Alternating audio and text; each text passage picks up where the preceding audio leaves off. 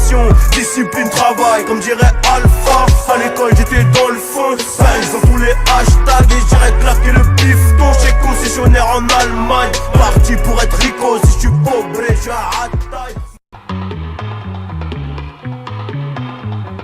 On ne bouge pas pendant le jingle.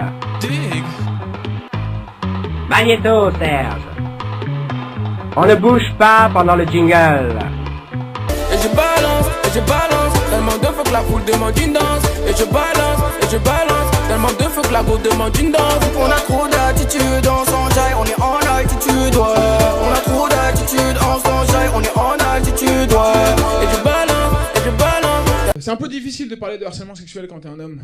T'as toujours peur de déraper. T'as toujours peur de dire quelque chose qui va pas, tu vois. J'ai toujours peur, moi, qu'il y ait Caroline Fourest cachée dans le public, qui attende le moindre faux pas, tu vois. Je vais dire, ouais, le harcèlement sexuel, en fait... Ah, en fait. Tu crois que c'est la fête, c'est ça? Attends. Tranquille. C'est vrai qu'en ce moment, on en parle pas mal.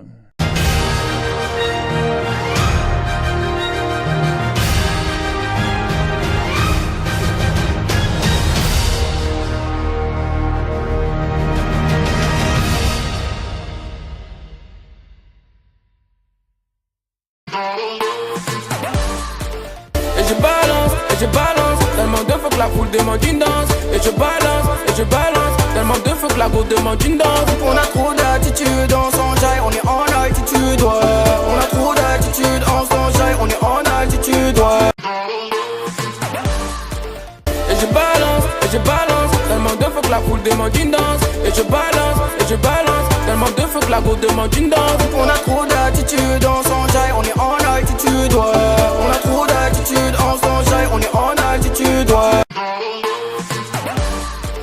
Et je balance, tellement de fois que la foule demande une danse. Et je balance, tellement de fois que la go demande une danse. On a trop d'attitude, on s'enjaille, on est en altitude, ouais. On a trop d'attitude, on s'enjaille, on est en altitude, ouais. C'était mon droit de réponse, c'est le droit de réponse, c'est mon droit de répondre, j'ai le droit de répondre.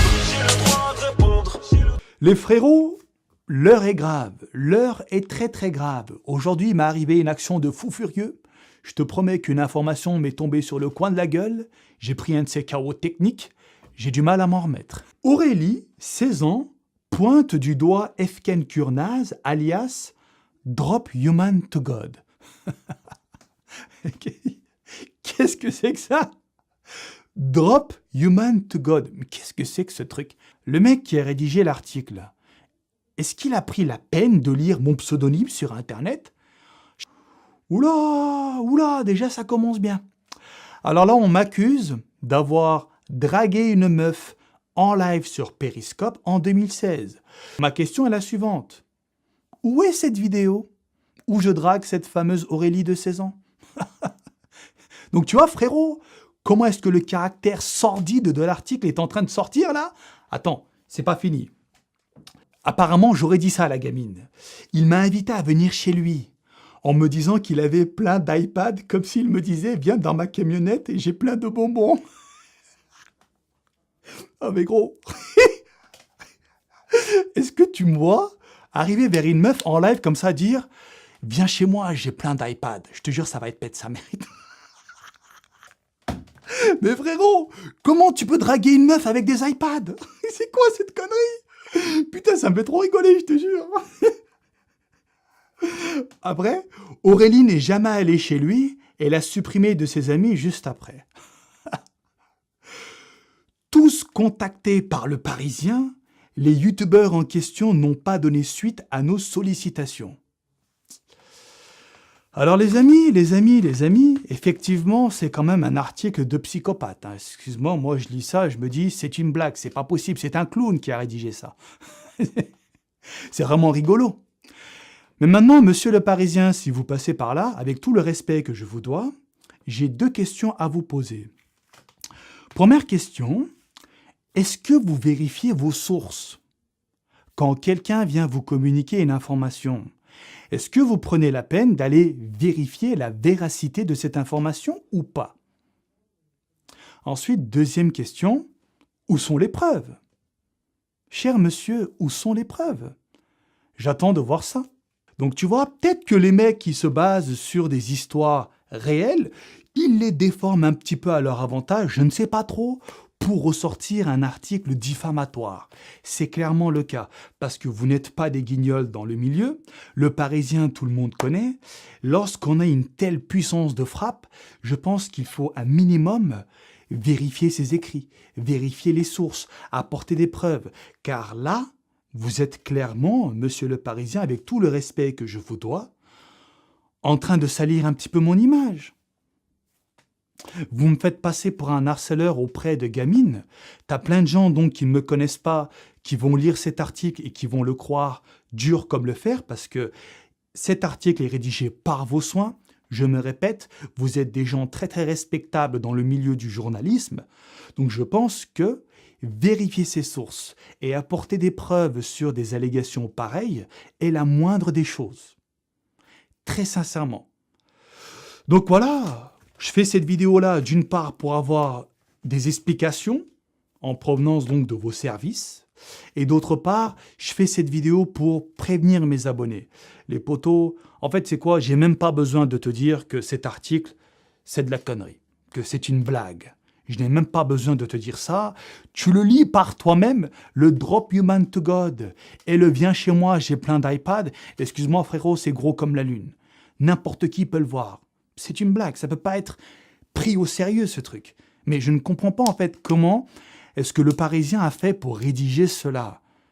C'est incroyable. Même moi, à mon niveau que je qualifie d'assez misérable comparé à l'audience du Parisien, je vérifie tout ce que je dis. Quand je fais une vidéo sur les hormones, je consulte des spécialistes, je vais regarder des sources, je vérifie les sources, je fais en sorte de faire une vidéo solide avec des sources appuyées, bien concrètes. Tu vois, j'invente rien. Quand tu regardes ma vidéo sur le T3 et le T4, j'ai un ami qui est médecin, donc Axel Petitgay, et puis j'ai un autre ami qui est spécialisé dans l'endocrinologie que j'ai consulté pour faire cette vidéo-là. Et tu sais, j'ai pas 2 millions d'abonnés. Hein. J'ai 330 000 abonnés, tu vois. Mais voilà, moi je respecte mon audience. Quand je communique une information, je veille à ce que l'information véhiculée soit fiable. Je ne balance pas des conneries. Surtout que quand tu parles de quelqu'un, c'est encore pire. C'est grave, tu vois, de porter des accusations mensongères de la sorte, comme ça. Mais putain, franchement, frérot, lis l'article. Ils me font passer pour quoi? Ils me font passer pour le mec qui est vraiment en chien. Le mec, le vrai chien de la caste, le vrai chien maigre, qui va demander des photos à des gamines de 16 ans. Qu'est-ce que c'est que ces conneries, gros? Moi, je suis conscient que quand t'es connu, il faut faire attention à son image. Il faut pas aller draguer des filles parce que t'es connu, tu vois. Tu peux draguer des meufs, mais des adultes, pas des bébés. Une fille de 16 ans, elle est inconsciente, tu vois, elle est encore naïve dans la vie. Quand toi, t'as 25 ans, quand t'as 30 ans, quand t'as 50 ans, tu vas pas parler à des enfants, tu vas pas les endormir avec des histoires pour les faire venir chez toi et faire des choses bizarres avec. Je sais pas, il faut un minimum de morale, il faut un minimum d'éthique dans la vie. Enfin, moi, je vois la chose comme ça. Alors, quand j'ai lu ça, je me suis dit, mais c'est inadmissible. C'est intolérable. Donc voilà, frérot. Voilà, mon pote. Donc, je voulais te faire cette vidéo juste pour t'éclaircir un petit peu la situation. C'est pas un drama ou quoi. Voilà, le Parisien, si jamais tu passes par là, n'hésite pas à répondre à mes questions. Et surtout, attends, parenthèse. Tu dis là dans l'article que tu m'as contacté, mais que je t'ai jamais répondu. Alors frérot, on va mettre les choses au clair dès maintenant. Tu ne m'as jamais contacté. Si tu veux, on regarde mon adresse mail maintenant. On regarde même dans la corbeille. Comme ça, si jamais j'ai reçu un message de votre part et que j'ai supprimé accidentellement, eh bien on le verra dans la corbeille. Si vraiment, tu vois. Donc, vous ne m'avez jamais contacté, alors ne dites pas que je n'ai jamais répondu à vos sollicitations. C'est encore un mensonge. Et qui plus est, si réellement vous voulez me contacter, mon adresse mail professionnelle est affichée un peu partout sur mes réseaux sociaux. Mais je vais quand même le dire, là, tu vois, oralement, pour être sûr que l'information passe bien, c'est fromhumantogod@gmail.com. Attention, j'ai bien dit from human to God. Pas drop human to God.